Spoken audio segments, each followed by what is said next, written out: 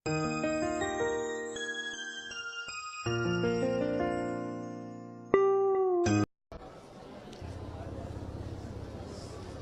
golaha wasiirada federaalka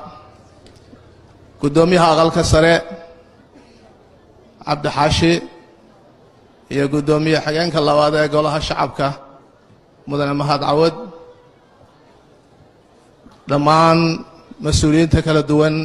diblomaasiyiinta golaha wasiirada federaalka golayaasha xukuumadda dowlad goboleedyada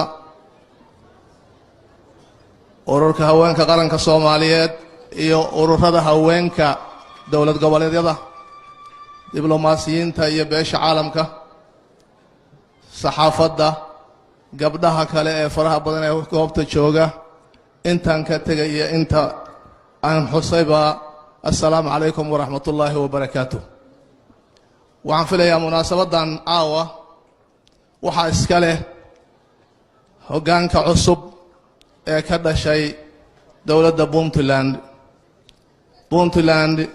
hambalyan leh guud ahaan shacabka iyo hogaamadiisa kala duwan oo doorashadii baarlamaanka sameeyay hoggaankii baarlamaanka doortay si dimuqraadi ah kadibna madaxweyne iyo madaxweyne ku xigeenna doortay waxaan filayaa sagootinta maamulkii hore ee uu hogaaminayay madaxweyne cabdiweli maxamed cali gaas iyo caleemasaarka maamulka cusub ayaan u taaganahay aad iyo aad ayaan u hambalyaynayaa dhammaan inta ka soo qayb gashay raallihayga ahaadaanu wafdiga ka yimid dowladda Kenya oo si gaar ah aanu xusayo waxaan rajaynayaa caawa wax badan baa halka laga soo jeediyay inaan ku waana qaadano ayaan rajaynayaa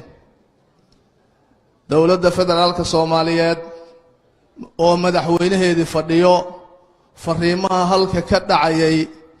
ee uu xusayay islaan ciise islaan maxamed oo dadku aad iyo aad ugu sacbiyeen inaan ku waana qaadanaan rajaynaynaa dowladda Soomaaliyeed meesha laga keenay waa la ogyahay halganka loo soo galay in Soomaalidii kala firxatay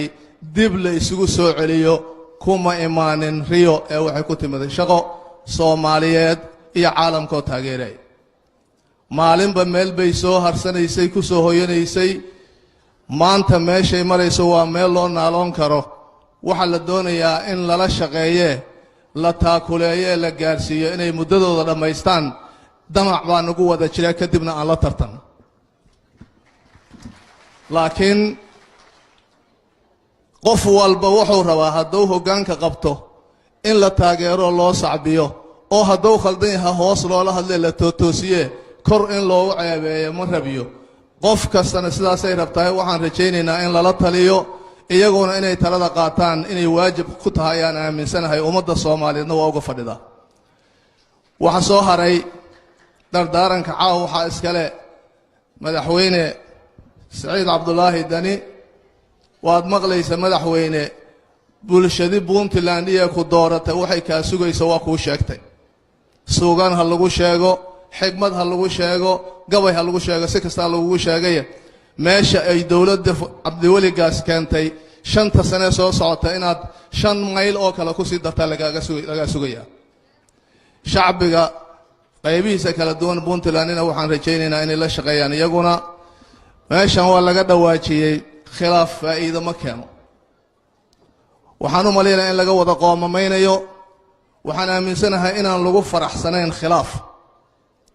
khilaaf hadduu yimaado danaha ummadda ayaa hakanaya cadow nagu filan ayaana hor yaala oo in lala dagaalamo dalka laga xoreeyo loo baahan yahay marka inaan annagu dhexdeena dhibaato kale ka abuurno rajayn maayo hal laysu tanaasulo hana laga jawaabo oo madaxda iga dambaysana ha ka jawaabto aakhirkana madaxweyne maxamed cabdullaahi farmaajo ha gabeeyo asagoo ka jawaabaya baaqi islaan ciise islaan maxamed oo wakiilka caawa inta aan goobta joogin ha ahaadana dhaqan ha ahaadana bulsho kale iyo xataa siyaasiyiinta maqan aad iyo aad ayaan u hambalyaynayaa munaasabadda aad iyo aad ayaan u hambalyaynayaa guddiga qabanqaabada iyo bulshadii soo agaasintay quruxda aan arkayna iyo munaasabadan isugu keentay madaxda Soomaaliyeed intii ugu muhiimsaneed ugu cusleeda laga doonayay inay tilmaamaan xalka qaranka Soomaaliyeed iyo samata bixinta ummadda la dagaalanka cadawga midaynta siyaasadda xasilinteeda iyo horumarinteeda aad iyo aad ayaan idin salaamayaa kulligeen ma iloobin abwaaniinta waa beri oon ka xusayo فاطمة نكرومة يا قبلها يا فنانين تكلم دبنا نوغي من آدي هذا ما سنتين والسلام عليكم ورحمة الله وبركاته.